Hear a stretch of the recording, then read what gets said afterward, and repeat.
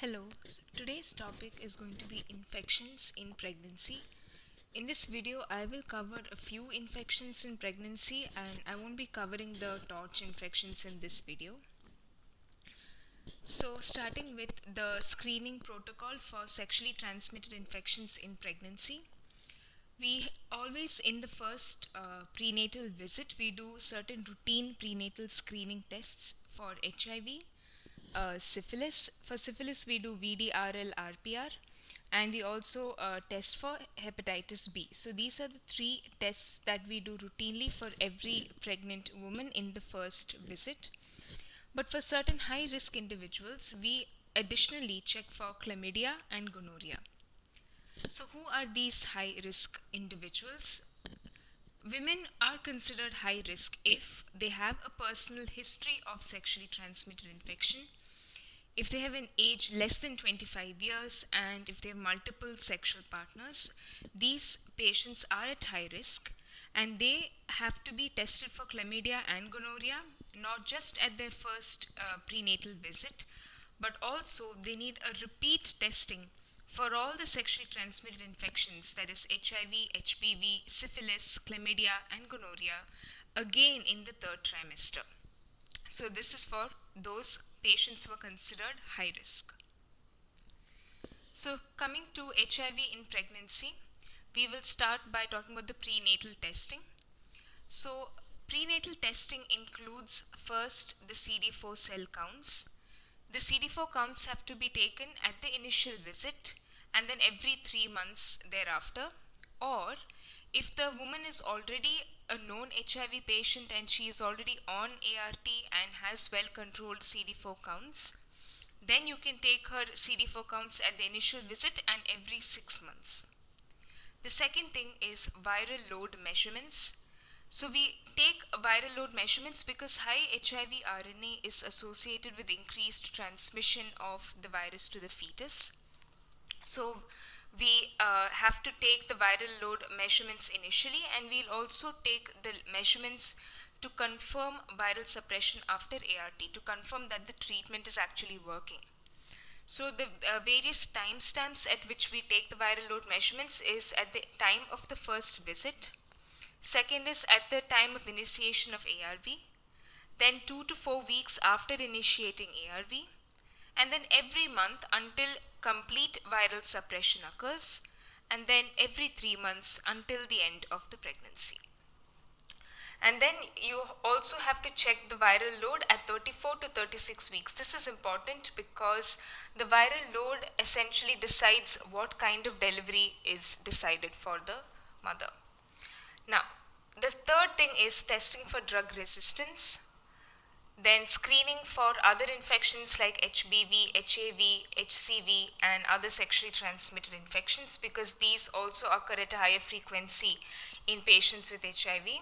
And we'll also have to start treating them if these are present. Then we have to test for tuberculosis with the tuberculin skin test, and also test for toxoplasma antibodies. Now, the reason we test for toxoplasma antibodies is because so that if there are positive IgG antibodies and if the CD4 count is less than 100 cells per milliliter, then we can go ahead and start with prophylaxis, which is trimethoprim sulfamethoxazole. Coming to management of women with HIV, like other patients with HIV, we start antiretroviral therapy irrespective of the CD4 counts or the viral load. Drugs that are contraindicated in pregnancy are maraviroc and enfuvirtide. So the usual regimens that are followed is a dual NRTI, that's a nucleoside reverse transcriptase inhibitor, 2 of those, along with the third drug. So it's a 3-drug regimen. The third drug could be either an integrase inhibitor or a protease inhibitor.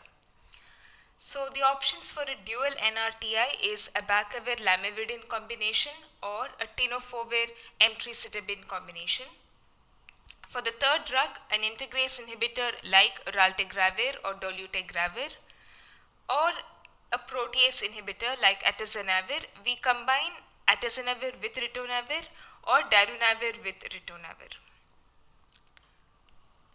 Now, what are the delivery options for pregnant women with HIV?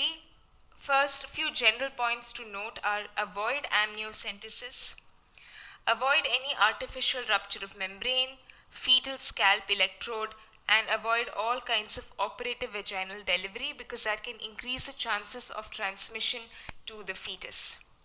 So you have two major delivery options depending on the viral load. So if the viral load is less than 1000 copies per milliliter, then we'll give maternal ART and go ahead with vaginal delivery. But if the viral load is more than 1000 copies per milliliter, along with maternal ART, we will have to give zidovudine to the mother and we have to go for cesarean delivery. So the delivery option depends on the viral load in the mother. Coming to postpartum care. When you look at care of infants, again it depends on the viral load in the mother. If the maternal viral load was less than 1000 per milliliter, then you can just give zidovudine to the infant at birth. But if the load was more than 1000 per milliliter, then you have to start on a multi-drug ART to the infant. What about breastfeeding? Breastfeeding is ideally contraindicated if it is a resource-rich country and the child can be given a formula instead.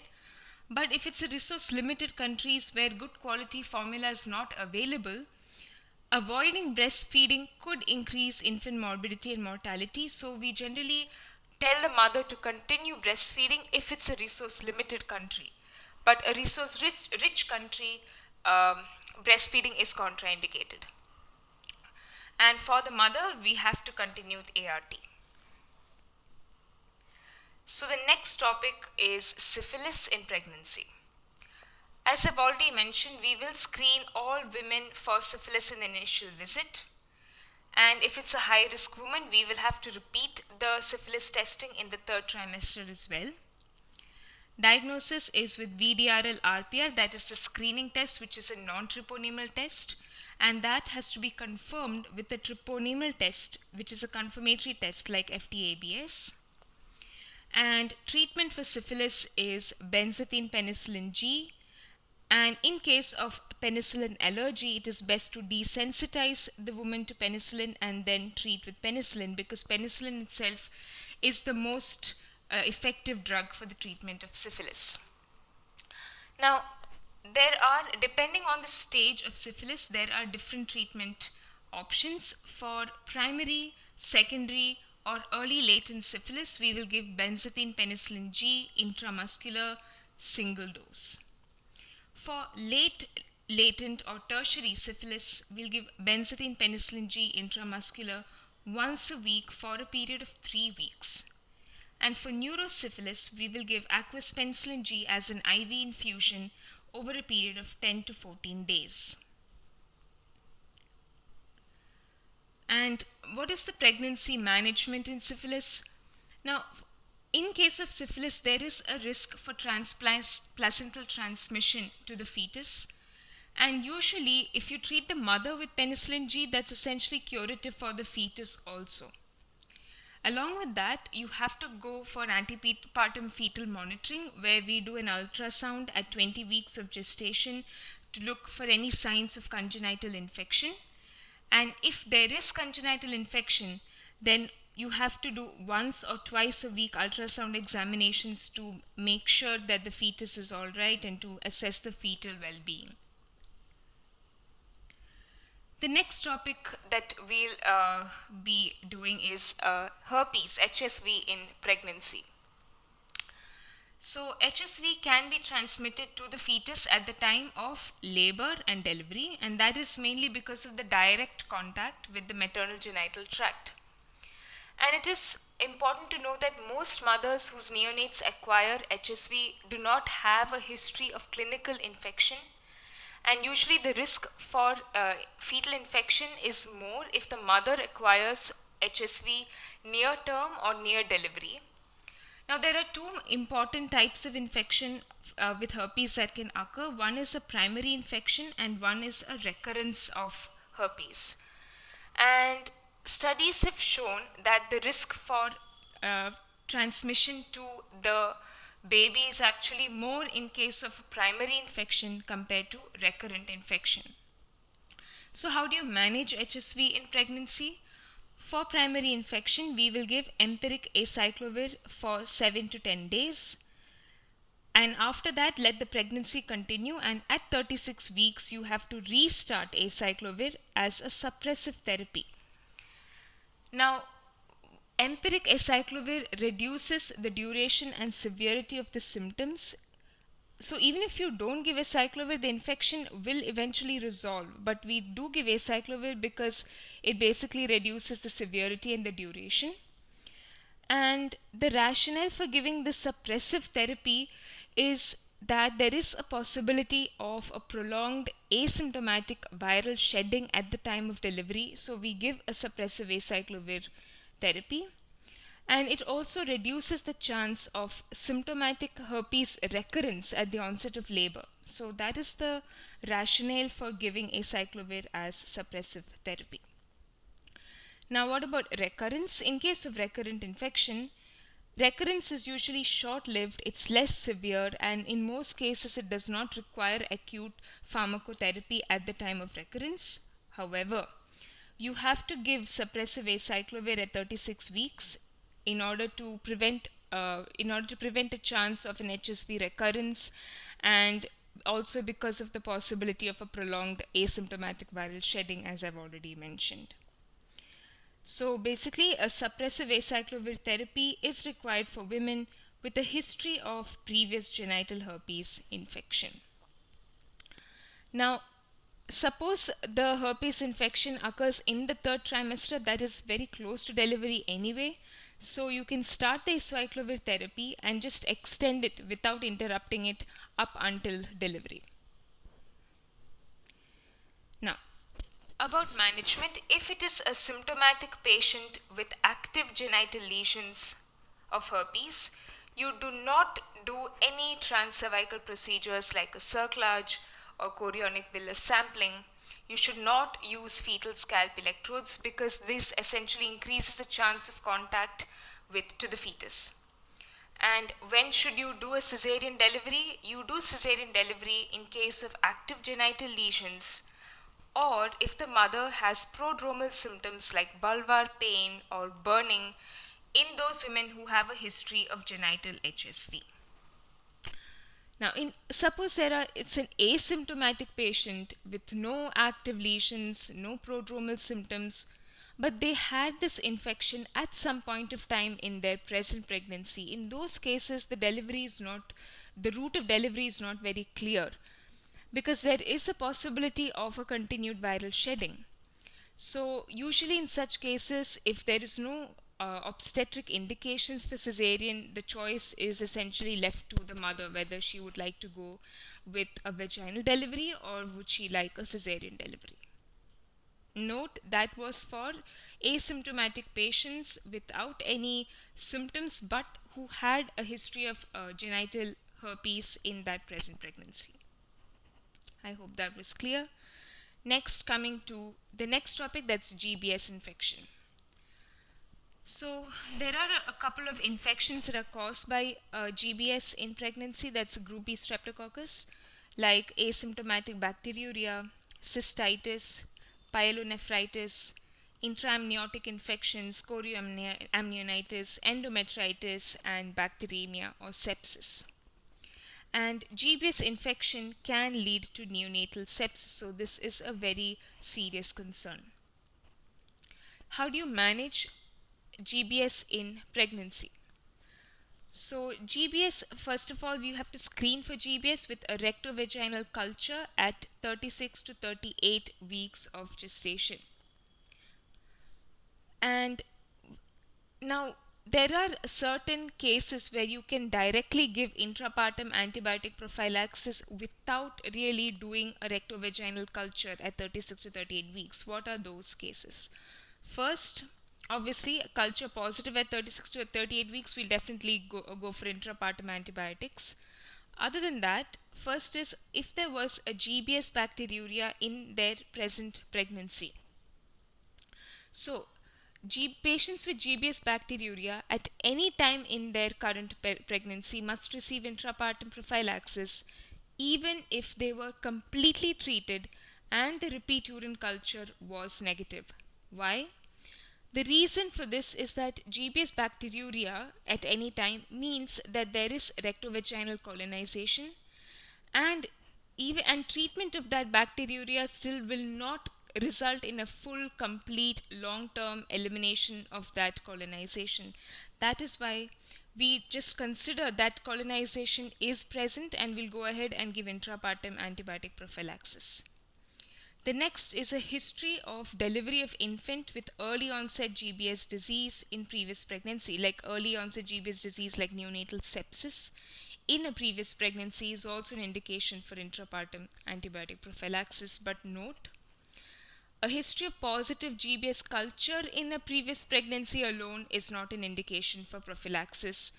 In those women, you still have to do a rectovaginal culture, and only if that culture is positive should they receive the prophylaxis. Only if the infant in a previous pregnancy had a sepsis caused by GBS, then only you'll have to go for intrapartum prophylaxis without the need for a culture. Then the fourth case is if the culture is unknown, meaning you haven't really done a culture, but there is any one of the following, like intrapartum fever, which suggests a possible infection, preterm labor, preterm rupture of membranes, and a prolonged rupture of membranes that lasts for more than 18 hours, wherein there is enough time for any infection to literally ascend the genital tract into the uterus. So this along with an unknown culture would require an intrapartum antibiotic prophylaxis for the mother. So coming to the antibiotic prophylaxis, what do we usually use? So the treatment of choice is intrapartum penicillin G or ampicillin or cefazolin IV. This has to be administered at least 4 hours prior to delivery. Now, in most cases, the timing of delivery cannot be predicted. So we give intrapartum antibiotics at the time of hospital admission for labor or rupture of membranes, and that has to be continued every 4 hours until delivery. Suppose there is resistance to penicillin, you have a couple of options here. In case that allergy, this is sensitivity, not resistance, sensitivity to penicillin. Now, if that allergy was not severe, then you can go ahead and treat with cefazolin. Because if it was not an anaphylaxis, if it was just a small rash to penicillin before, then you can just give cefazolin. But if that history of allergy to penicillin was very severe, as in terms of anaphylaxis, then you will have to check for resistance to clindamycin. If the mother was sensitive to clindamycin, then that's great, go ahead with clindamycin treatment. But if the mother is resistant to clindamycin, then you'll have to treat with vancomycin. So these are the options for patients who have allergy to penicillin. Okay. Coming to the next topic, that is UTI in pregnancy. So before I start about UTI in pregnancy, I would like to mention a few general points. So the first is that every time a screening urine culture is always done at the initial prenatal visit. Every initial first prenatal visit we do a screening urine culture.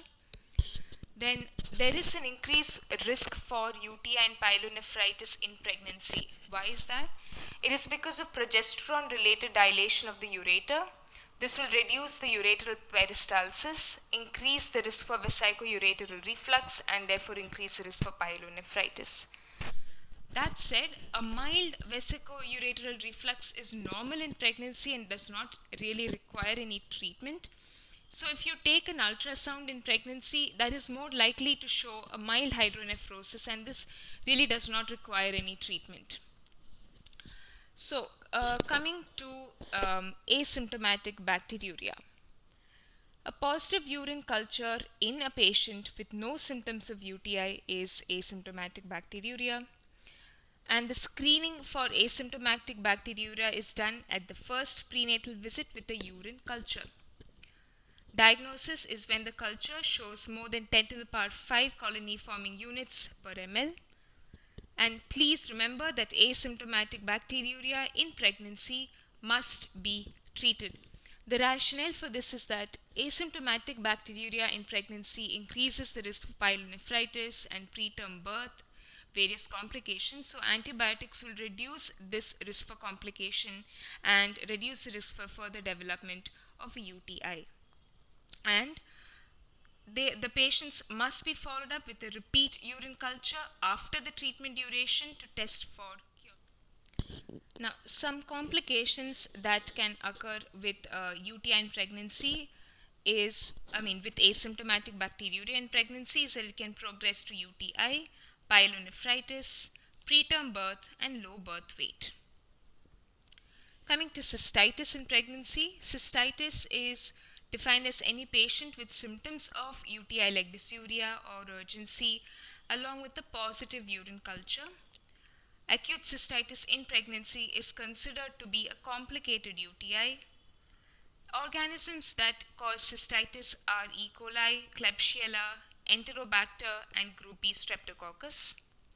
And as I've already mentioned, a test of cure after treatment is required. This test of cure is basically a repeat urine culture, which is done about a week after completing therapy. If the repeat urine culture shows no growth, then you don't have to repeat more urine cultures. The third is acute pyelonephritis in pregnancy. Symptoms of pyelonephritis are fever, nausea, vomiting, dysuria, urgency, costovertebral angle tenderness. Diagnosis is using urine analysis and urine culture. And treatment is with hospitalization and IV antibiotics. So what are the antibiotics that we use to treat UTI in pregnancy? So starting with asymptomatic bacteriuria and cystitis, drugs that we use are nitrofurantoin for 5 to 7 days, or amoxicillin clavulanic acid for 3 to 7 days, or a single dose of fosfomycin. Please note that fluoroquinolones and trimethoprim sulfamethoxazole are contraindicated in pregnancy.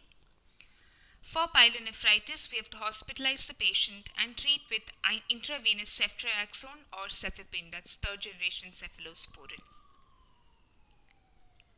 Now, the next topic is chorioamnionitis.